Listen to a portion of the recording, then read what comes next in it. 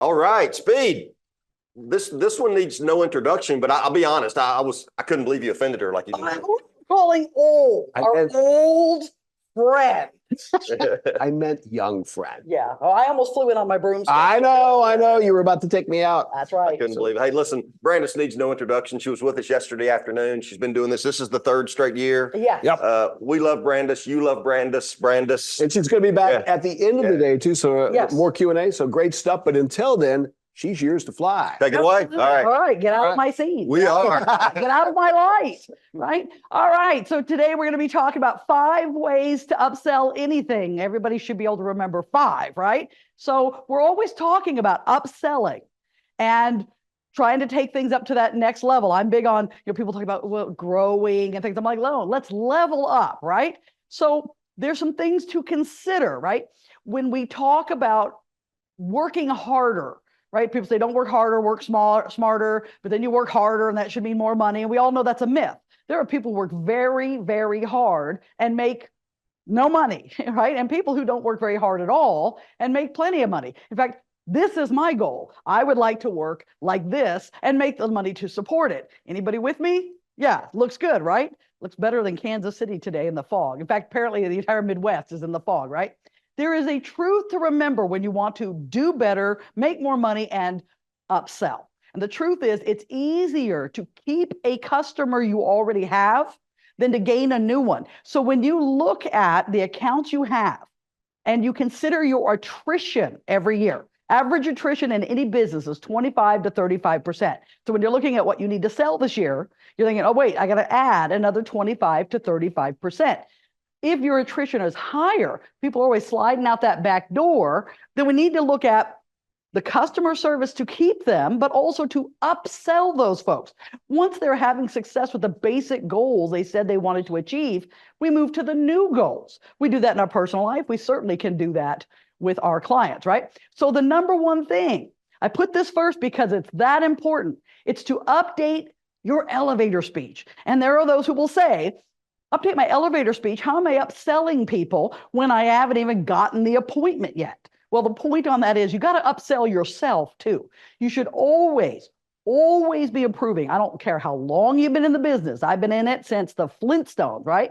But things change. How people buy changes. COVID changed things, not COVID changes things. We always have to be sharpening our skills, leveling up. And if you haven't updated your elevator speech since, 1985, you're in a time warp. And I hear people and I see elevator speeches. I'd like to talk to you about a unique sales and marketing opportunity. What is that even? And people are getting 1,000 emails a day that are saying that kind of thing. Why should they look at yours? If you haven't updated your elevator speech to be current, contemporary, and cut through the clutter, no one's going to give you the time of day. How do you tell them we're going to help you cut through the clutter if you can't cut through the clutter even to get to them? So if your elevator speech starts with who you are, that part's good, and then immediately goes into talking about your company, your station, you, or the product, you have a problem with your elevator speech. It's basically 20 years out of date, right? So that probably just scared a few people when you look at it and say, ooh, that's the first things I talk about is us. And there's a reason for that. Small and medium-sized businesses, which many of us call on for local direct, right, are called on by an average of 34 media reps each month. That's just the media people. That's not the coffee people, the business card people, the water people, the software people, the platform people, the HR people. They're getting emails from all of those people wanting to sell them something. And I get lots of those. My title as Vice President of Revenue Development, not everybody can pinpoint what that is. So I get emails from all kinds of companies flogging all kinds of stuff. And I get to look at their elevator speeches, and most of them are terrible. And my reaction is much like this nice man here, please go away.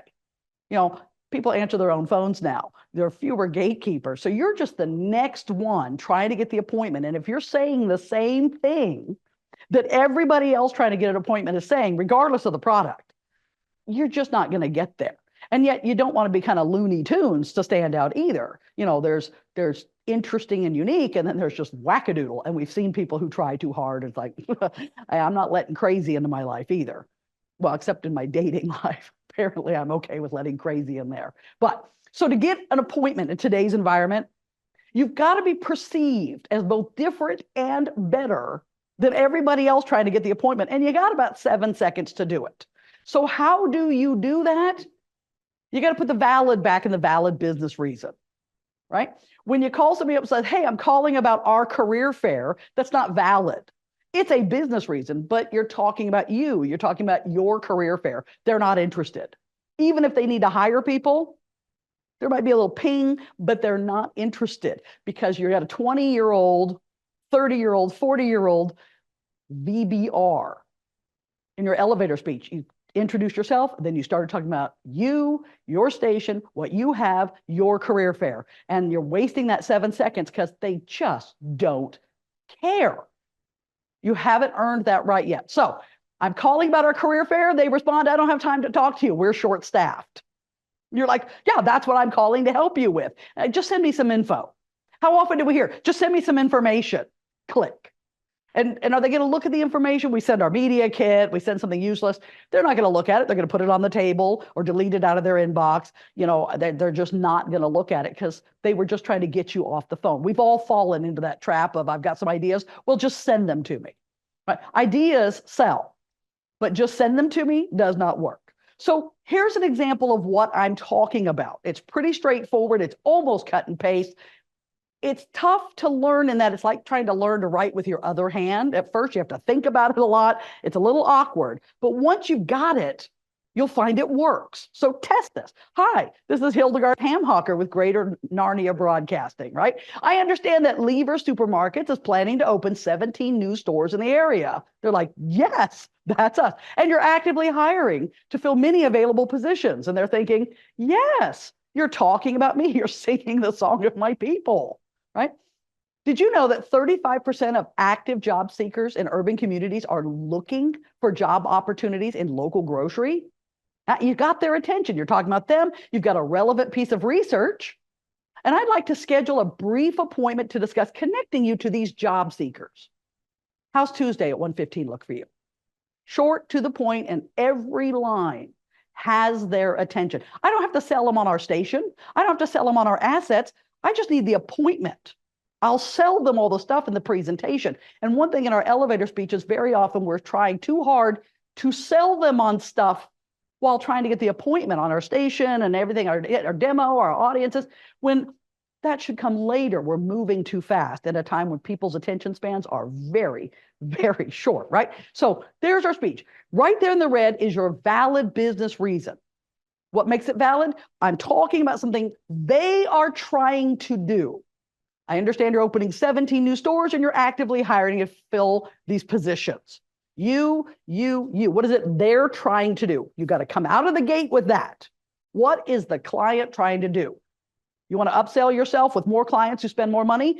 That's your number one thing to remember. Then a relevant piece of information that ties your company or your station to what it is they're trying to do. Just a small something. Very often you can find that just by Googling it, right? And then ask for the appointment. I'd like to schedule a brief appointment to discuss connecting you to these job seekers. Right to the point, dots are very close together. How does Tuesday at 1:15 look for you? It's a yes or no, right? So you want to update that. Our next point to upsell, and I made it number one because it's that important. Always assume there's going to be a long-term sale. Most of us go in thinking, man, I just want a sale. I'm going to sell my career fair. You're cheating yourself. I hope to get 13 weeks. You're cheating yourself and the client because advertising works long-term. But if you go in assuming, even if you haven't said it, just assuming we're looking at least an annual, you'll find your language and how you work with them in the client needs analysis and all that conversation is just assuming a long-term sale. I love that when people get married, they say, for as long as life shall last. And now, how many of you just snort? Right, because the average marriage is not going to last that long. We watch, sometimes we're at the wedding and we can see the divorce coming at the wedding. People spend more time planning the wedding than the marriage, right? So I've actually heard vows are as long as love shall last, which is what many of them mean. And that's not going to be very long for many, right? Because Sometimes it's not even love. It's just infatuation. As long as love shall last. How long is that marriage going to last? They're talking till death do they part, and they're never going to get there, right? When we go in and sell, are we selling with that same attitude in our mind? We're looking for a relationship. We talk in terms of partnership, building relationships with our clients, and then they're gone 6 weeks later. Well, what happened to partnership and relationship? Was it for as long as love shall last? Because even in business relationships, things can get bumpy. Things can get bumpy. But advertising works long term. You got to help them stay top of mind. Do you recognize this logo? How do you know it? If I go, ba-da-bum-bum-bum. Okay, I had the crud all week, so don't listen to me say it's terrible, right? But you can fill in the blank. I'm loving it. How? You've heard it over and over and over and over and everywhere you go. And sometimes a client will say, I don't need to advertise long-term, or I don't need to do a lot because everyone knows we're here. Well, everyone knows McDonald's is there too. And yet, every time McDonald's stops advertising, their sales drop. That's why they're always advertising. That's why they spend billions advertising every year to stay top of mind, because there are other fast food joints who are trying to get people to come there, and you will forget to come back. So when your advertiser says everyone knows we're here, yeah, but you're not staying top of mind. You have to remind people to come back. You've got to upsell them into longer contracts, at least 12 months. You don't have to say that and scare them off the bat. You know, that's like walking up to somebody you've never met and say, want to get married? By the way, I've had that happen. You don't want to propose too soon, right? That's why you go through the process of the client needs analysis and let them create the desire to be part of it. But you want to upsell, sell long-term, always plan for that, and let them try to talk you out of it. And I didn't say let them talk you out of it, let them try to talk you out of it, because then you can show them the benefits of long-term are, and there's like 50 of them, and that's a whole nother session that maybe next year we'll do, the benefits of selling long-term.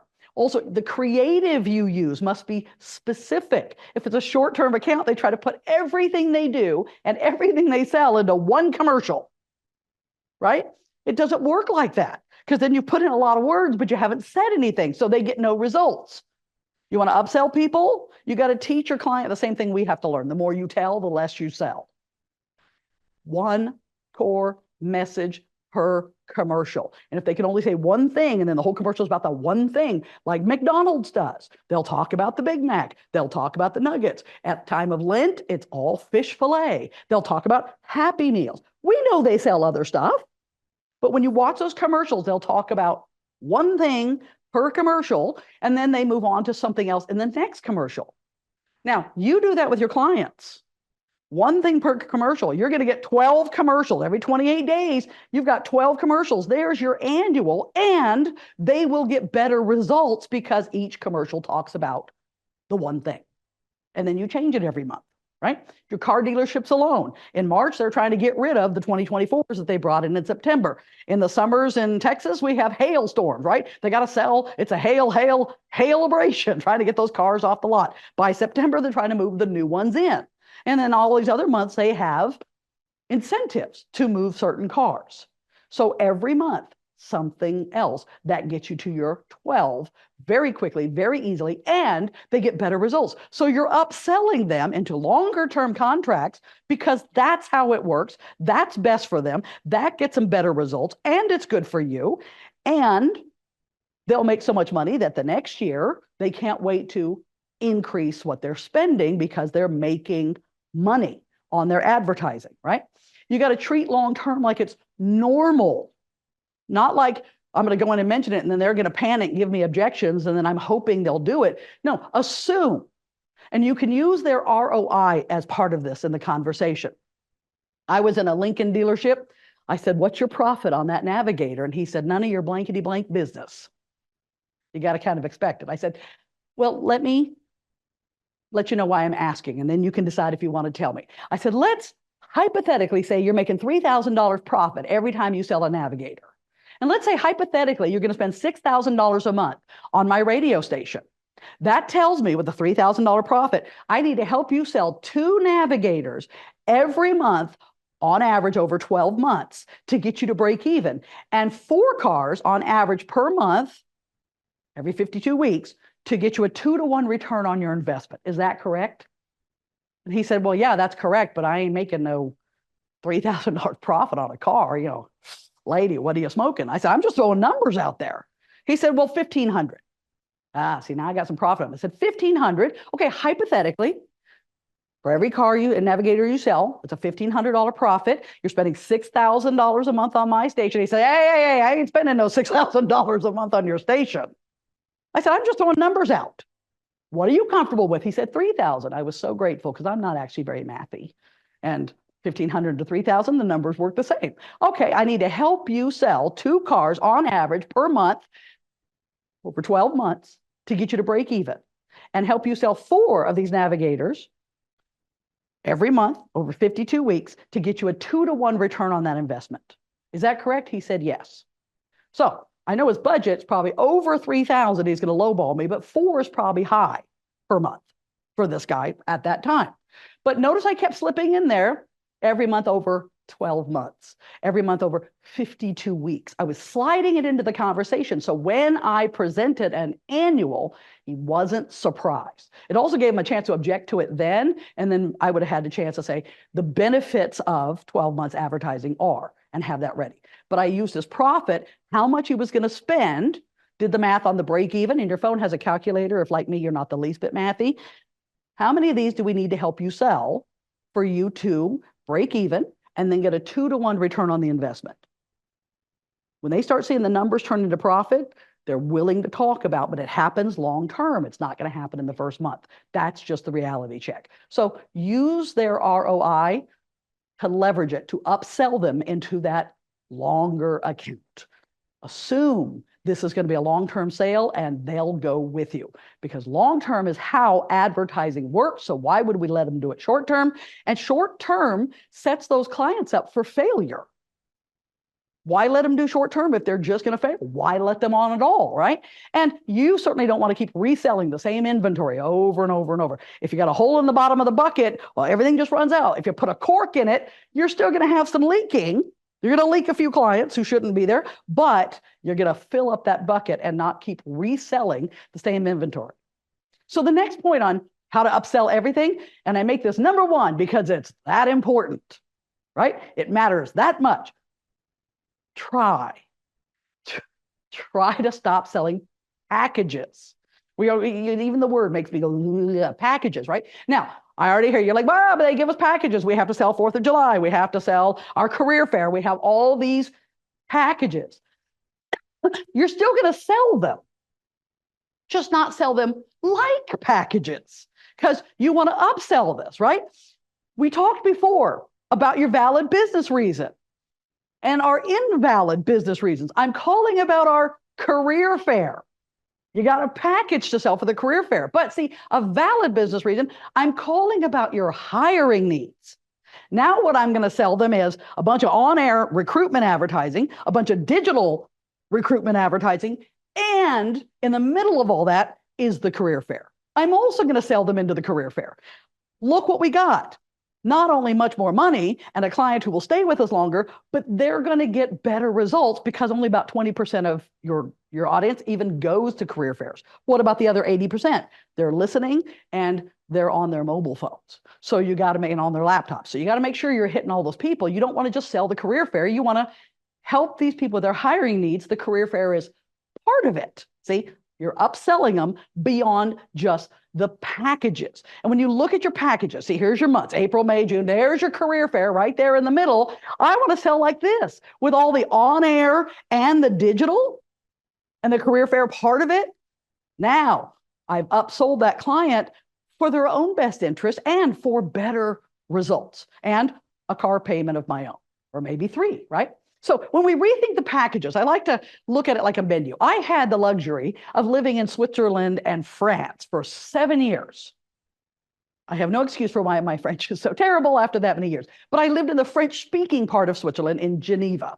And one of the things I learned when I first went over there, and if you've ever traveled, they talk about le menu. It's actually la carte. They give you the carte. That's the whole thing, what we call a menu. Le menu is what's the special of the day, and they package it, right? So you've got your salad, your plat du jour, and your café. And it was 65 French francs at the time, right? That was the basic. And then their plat du jour was something they had made a lot of. So it was cost efficient for them, right? And then you had the choice of a salad, a plat du jour, a dessert, and a café. So if you wanted dessert, you paid an extra 10 francs. Okay? And then there was a third choice. The salade, the plat du jour, the charriot du fromage. That is a big cheese trolley with bread. Because after I've eaten my plat du jour, what I want is a big cheese sandwich before dessert, right? But it's delicious. So then comes dessert, then comes a coffee, because every meal ended with coffee. 85 francs. And I would look at that and say, what do I want? And then I would ask the waiter when he came out, could I get B? The salad, plat du jour, so 75 French francs. But instead of dessert, I would like to substitute the charriot du fromage. I would like to substitute the cheese tray instead of dessert. And you know what the waiter said? He came out all snooty and he said, no, you may not do that. What do you think this is, Burger King? You may not have it your way. If you want the charriot du fromage, you must order C. If you want B, you get no charriot de fromage. Right? See, I told you my French is terrible, right? I understood it. No substitutions. Right? Now we go with our packages. Do you recognize that as a package? Yeah. Booth banner and, booth banner and, booth banner and. And then we say, woo, pick one. And sometimes they'll say, well, can we do the digital instead of the call-ins? Can I switch this? And we're like, sure. We got to dial up our inner French person and say, no. This is not the Burger King. You cannot have it your way. But in a nicer tone, right? Now, here's your client. He's got a budget of 5,000. He probably hasn't told you that, but he has a budget of 5,000. And he looks at the packages that you're selling as packages. He's like, which one is he going to buy? Is he going to spend his whole budget? No, he's going to go for the 2,500 and you're out all the money.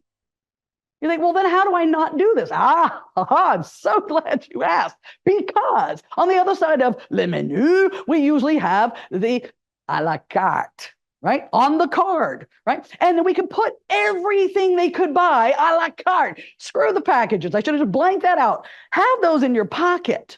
But instead of showing that, go in and say, we're having this event and you can pick and choose anything you want and have everything on there and a few lines where they can make something up. Oh, can we do this? Sure. And we write it in and say, pick what you want. And they'll just go and like a smorgasbord, they'll over choose. And then we put all the prices on there. Right? Our friends are, right? And then they say, oh my goodness, I picked so much that the total has come to $8,500. I don't have $8,500. I've only got 5,000. Now I know the budget. And I say, that's okay. Just take off whatever you don't want. Well, that's tough to do, right? And they'll take off a couple of things. They might remove the register to win or something. They'll bring it down to about 6,500. And you're like, maybe I could do 6,000, 6,500. Say, tell you what, if you'll give us 6,000 for what you want, we'll throw in the banner for free. See, now they got value added because you can bulk print those out and work that cost in with somebody else. But now you've got $6,000 instead of $5,000 for what would have actually instead of 2,500. Because they wouldn't have blown the whole wad when you came in with the packages. So yes, have them for the people who say, just show me the packages. Because some people, that's what they want, but don't go in. Say, here's what we're having. Here's everything you can do. Pick and choose, customize, because a la carte always costs more than packages. You've just upsold everyone at your event and had a good time while you're at it, made more money, and next year they can't wait to do it again because they got to do cool stuff, right? So, trying to move my slides on, they don't want to go on. I'm going to mess with this thing and say, why aren't you? There we go, right? Create your own is always more fun. They will always overspend.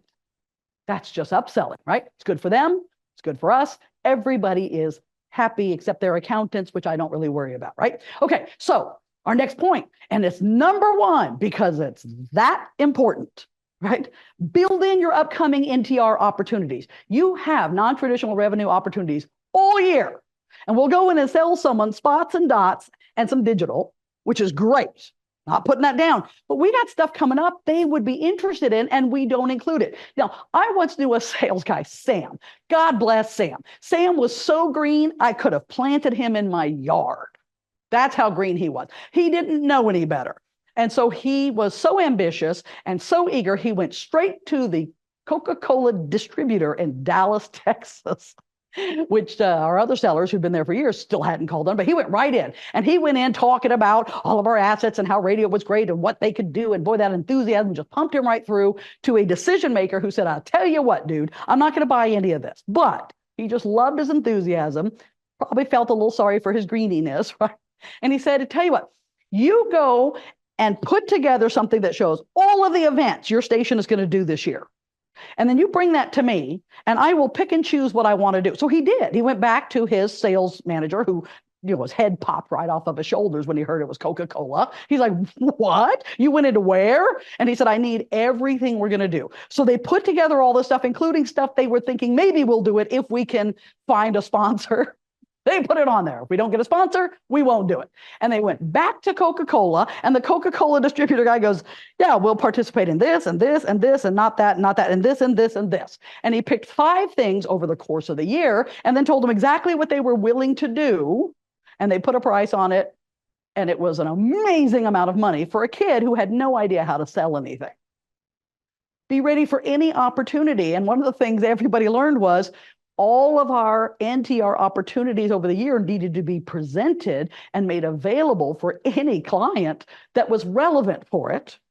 And say, in addition to what you're looking at, let's look ahead toward our St. Jude Radiothon, or our Toys for Tots at Christmas, or our Thanksgiving food drive, or our trunk or treat Halloween drive-through, and see if they're interested in doing any of that. You've got to have these opportunities available. I'm blooping on my, okay. So how do you know what you've got? Look back at 2023. Yes, I did not get this wrong. The calendar says 2023. Go back to last year's calendar and look at all those opportunities. What you do annually, right? Your second annual, third annual, fourth annual. By the way, there's no such thing as a first annual. It only starts at second annual because the first time you do it, it isn't annual. It's the first time, right? What do you do seasonally? What are your fourth quarter cause marketing things? What things are repeatable? What do you do every year? You got a radiothon, you got something you do every year. Big 4th of July hoo-ha, right? You make that happen. Your big events, your little events. What can you customize? What's possible that if you can get enough people to buy into it, you'll do? But it isn't really on the calendar yet. Go present those to everybody you're selling. Make sure it's part of the deal.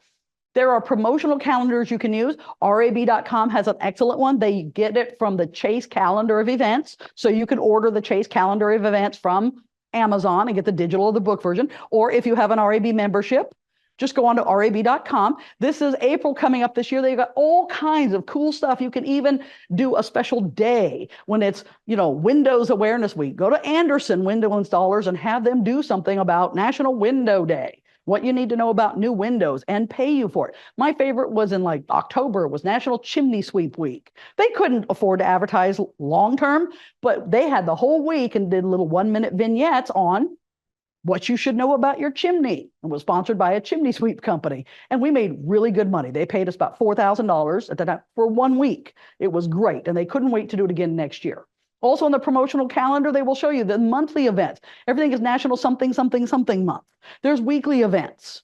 And they change every month, and you can find sponsors and advertisers who want to take advantage of that. I love when it's National Almond Month.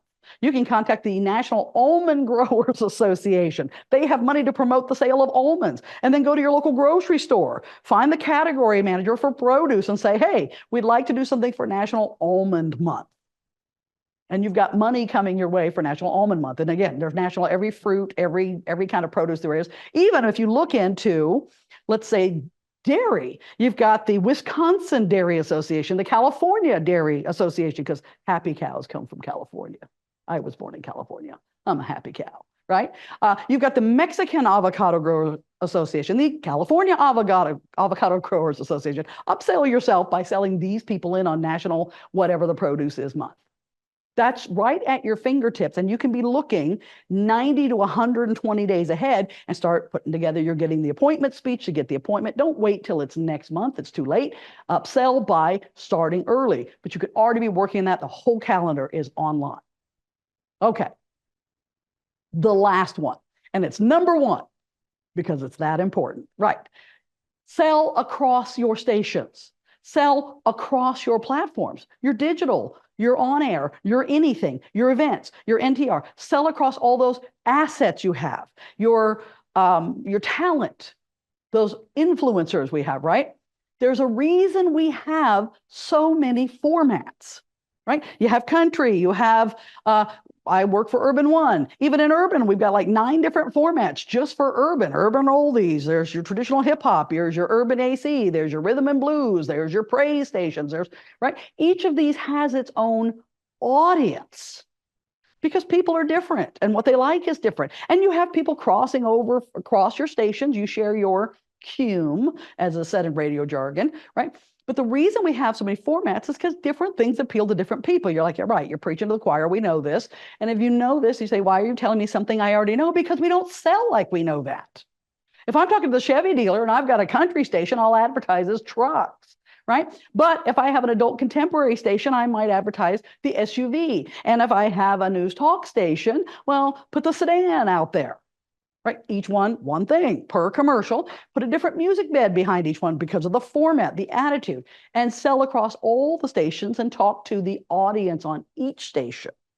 Again, you've just upsold your client. He didn't just buy the country station. By the way, if you put the same commercial on all 3 stations, how will you know which one is working? They're going to want to cut one of the stations when the budget gets tight, and they'll probably cut the one that's working, right? Different things on each station make the creative sound different to appeal to that audience, and then you watch the sales roll in.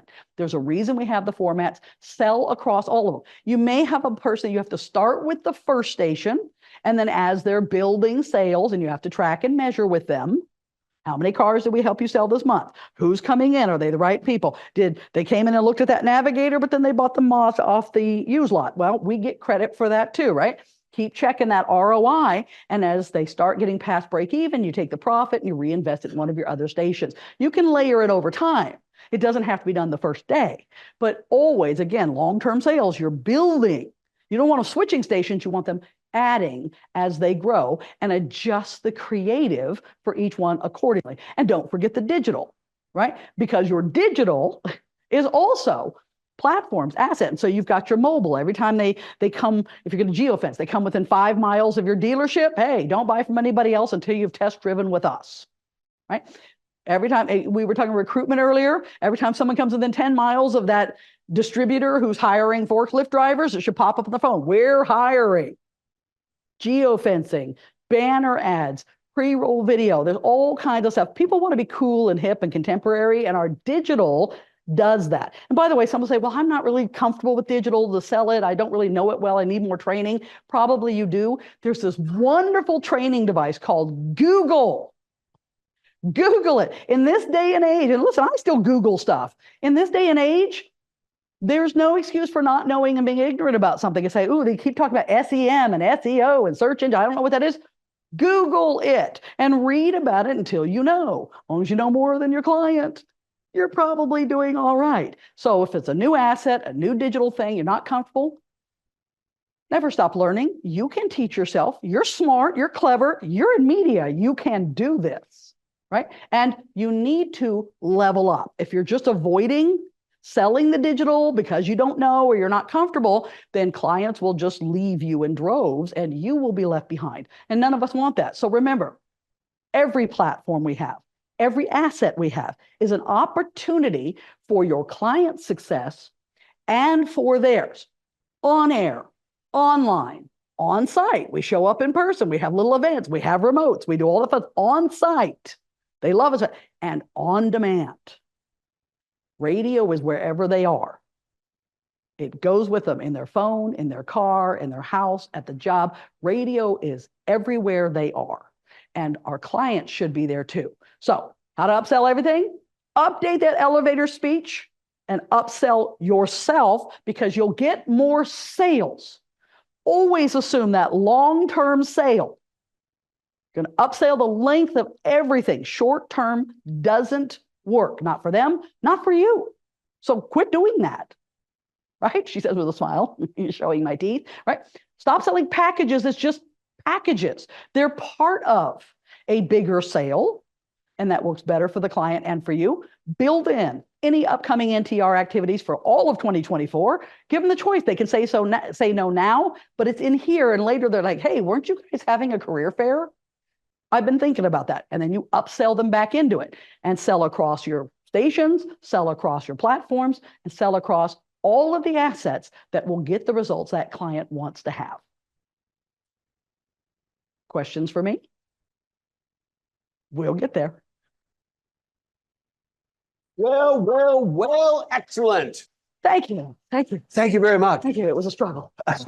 What I love about what you do every year is you go back to the basics and you hit it all and you do it in about 41 minutes. I mean, that is absolutely amazing. Yeah. Every year I look at my number of slides and go, oh, that's going to be an hour and a half. Yeah. Talk faster. And people are like, slow down. No. I love the updating the elevator pitch, and same holds true. Go back occasionally and look at your social media sites and realize, oh, that's a high school graduation picture. Yeah. Yeah. Some of our pitches and stuff out there and our social media is designed by some of the greatest, most brilliant minds from 1985. That's very true. You got to move this up. Yeah. So send us any questions you have. Text us there, their text number to Brandis if you have questions for Brandis. Brandis, I got one as I was listening, and I'll always just look forward to hearing you. But you talk about packages are part of the whole. We've received a lot of questions over the course of the last several weeks of people registering saying, are packages better than presentations? No. And okay, I think that is the answer. No, you're talking long term's better than short term. Rarely do you see an annual package. Exactly. It's a short term package. It's a short term offer. I say to folks that there's always going to be a place for a package, but the more packages you have, the less effective any of them are. Right. Something customized based on the needs of the client. And a lot of times, in my view, the package is more about what we need to sell versus what they need. So thoughts on that? That you just said it's about what I need to sell. And I will say to people, what's your valid business reason? They say, I need to make a sale. It's valid for you. Yeah, exactly. It's not valid for anybody else. And that's why I use the career fair a lot, because it's so easy when they say we have to sell our career fair. And I say, no, you got to find people who have a lot of turnover, who need to hire. And yes, they can buy into the career fair and be at the booth, and they should do something interesting to make people come to their booth, but they should be advertising all before to get the people who normally go to Indeed and Monster, get those passive job seekers. And they should be on digital, and then the career fair jumps in the middle. Now you sold your package. You did. Your boss is happy because you sold B, C, or something a la carte. But look at all the other stuff you got around it. It's good for you, but also the client's going to have people calling, coming in, wanting interviews.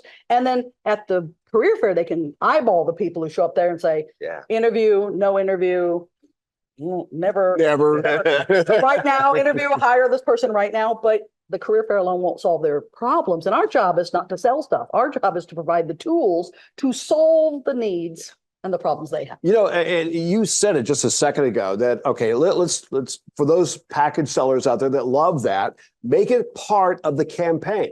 I have a 1-year long campaign that is designed to meet the needs, your pain points. That includes our annual Job Seekers Fair, and it is our sterling event for what you're trying to achieve. For only $5,000. Right. And when you put that onto an annual package, that could just disappear into, and you got $5,000 instead of the $2,500. That's exactly right. And you're selling it long term. You don't have to worry about scrambling the last minute, hoping you find that person out there. And then when the boss says, go sell these packages, you're like, I already sold them. I'd be done. Yeah, my goal, check. I sold those in February. Yeah. So you don't have to drop everything. That's my favorite, the managers. Drop everything. Yeah. Go sell this package, and it upsets your whole sales routine anyway. So sell it as part of your sales routine. Yep. Nope. I think that's great. Brian, do we have a question? First of all, you've got a fan club. I mean, I feel like there's more of a fan club than questions here. So hey, let me read one of them we wrote down. Thanks to Delta over here. But she said, "Hey, Brandon, shout out from Iowa. Your favorite account manager, Miss Kelly." Lala or Miss Layla? Kelly, I miss you so much. I know exactly who that is. Oh, wow, that's amazing. Yeah, that's very cool. A couple questions here. Okay, this one says your response to the client who says people don't listen to radio. Okay. I tend to agree with them. And I have said, You are so right. Only 94% of Americans over the age of I'm 12. getting nervous. Why I say you're so right. Only 94% of Americans over the age of 12 listen to radio every week. It's horrible. And they're usually like, what? 94%? I'm like, yes. So you're right. Nobody's listening.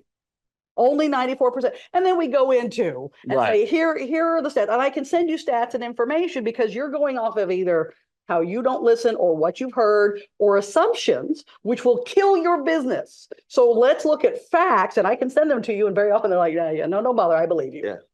You know, and the other thing we always talk about too is it's not the stuff we sell, it's the stories that we tell. That's right. And an example I use of that, and it just happened last week, as a matter of fact. All right, the Chiefs are going to Buffalo, and we know we've got Tony Romo. Always comes back to the Always. Just go with that. Show me your sock. But all right, the Chiefs are going to Buffalo, and we know we've drawn the short stick, and we've got Tony Romo who's going to be our CBS announcer. My wife has a very low tolerance for Tony. As a person, he's a wonderful human. So anyway, we bailed out, went over to our smart speaker, and said, Alexa, play me. And then we just went into the local Chiefs broadcast. Now, you can't get more hometown than that guy, right? So we're listening more than ever, but we're kind of forgetting that we are listening. Yeah, and just because we're not carrying a boom box around like I did in the 80s, because my shoulders won't do it anymore, or have that little 1977 transistor with the one little thing in it, people are listening. My son listens through his phone. We get in the car, he makes fun of me and my radio stations and my buttons, but he plugs in his phone, and guess he's listening to radio. Yeah. It's just in a different platform. So I'll share my 1675 rule a little bit later on, because I know, Brian, do we have another question? Yeah, we actually have a lot of questions. Okay, all right, okay. Here, so, you know, not that we don't want to hear your story. I'll save the story. I wasted on Romo too. Yeah, so golly, let's go with this one that we wrote down, and there's still a lot coming into. Okay. So keep those questions coming. And again, here's the cool thing: is if we can't get to those questions, Brandis we have your information. We'll reach out. And I'm happy to answer them individually. Brandis is back this afternoon. The way it's going, it will just be Brandis, not. Yeah, so we're gonna. And very cool shoes. That I know this question came up where they look at your shoes. You're very cool. Michael Kors. Hey, I'm gonna give you. Have you seen an upswing, downswing, and help wanted advertising and tips to sell these? Oh, goodness. Recruitment last year was like the big thing. You know, I know we started the year and everyone was talking recession, and then it never came, right? The recession that never came. And there's still some talk about it, but interest rates are going down. And the thing is, unemployment is down. People are hiring. And I tell you, one of the greatest places to go find new business, long-term business, out on the edge of town, all those warehouses and distributors. They don't advertise on radio. They don't sell us the products, right? But they are always hiring. And you can prospect them on Indeed and Monster.com and explain to them, look, that algorithm is going to send you people. You don't even want to interview hundreds of people. You'll miss the good ones because they didn't know the right keyword to put in, right? And you don't want people who are perpetually unemployed because they're probably unemployed for a reason. And you know, you've interviewed them. Some are just a good interview because they've had so much practice and you hire them. What a disaster.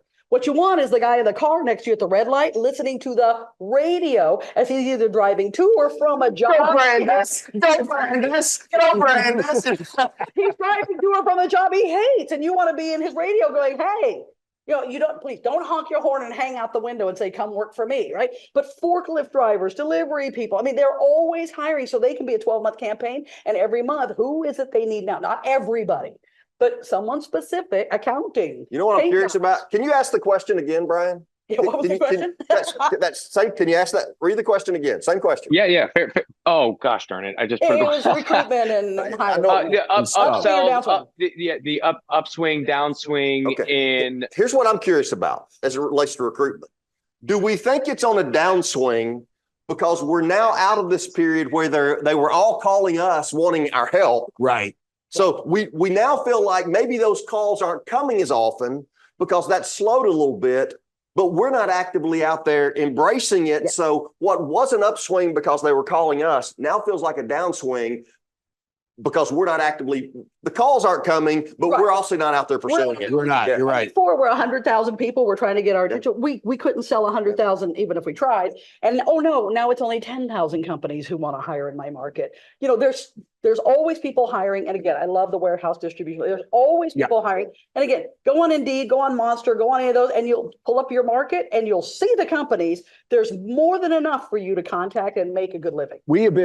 We've been giving radio a lot of love. Let's not forget about television. TV Yeah, too. absolutely. Sorry. So yeah, I television. watch a lot of TV. Brian? Yeah, we just kind of a growing list here. So this one's out of California. So shout out to the West Coast there. My home I state. think we can all safely say we're in Kansas City and we'd love to be in California right now. So I feel like I'm in like the Arctic Circle right now. yeah, It I'll looks get out out of there. here. So okay, clients seem to be scared on the annual contract, right? We've Yes. talked about this. Brandis, you and I were talking about this yesterday off camera as well. Is it okay to present packages or proposals on that first appointment? No. Well, again, if all you're selling is a package, sure. If I'm going here at my career fair and it is like selling solar panels on the roof. I mean, often when we're selling, we think we're selling stuff, our assets. And if you sell like that, that is how you will sell. And that's all you'll ever get. Yes or no solar panels, yes or no plumbing, yes or no siding, right? Yes or no digital, yes or no career fair. If you are looking to solve problems, yes, people will balk at annual. And I've had clients who will actually say, I've never signed anything for that long. I'm like, really? Let's talk about your mortgage. Let's talk about your lease on the. Yeah, I mean, that's don't get exactly me right. started, like, Yeah. But, they do, but you say, here is the benefit of it. So generally, my first appointment, I'm asking lots of questions, smart questions, because the more they're asking and the more they're talking, the more they're selling themselves in. If I'm talking, they're not buying. If they're talking, they're getting excited. It creates that desire. Then they're like, how can we do this? And as I start breaking it down to each month, they start getting the idea annual. And they're like, ooh, I don't know about annual. It's like, look, you get a lower rate for an annual. Yep. You get better results for an annual. Some places are even saying, if you'll sign annual, none of the political ads this year can preempt you. They can preempt the short-term accounts, but not you. And you can always cancel if it's not working. Okay. Time out. Okay. Jen, would you make a note on annuals? And we're going to come back to this. Yeah, we'll Okay. talk about this this later. afternoon. We're going to pick up. Cancel. We're going to pick up some of these other questions that we weren't able to. We'll pick them up this afternoon.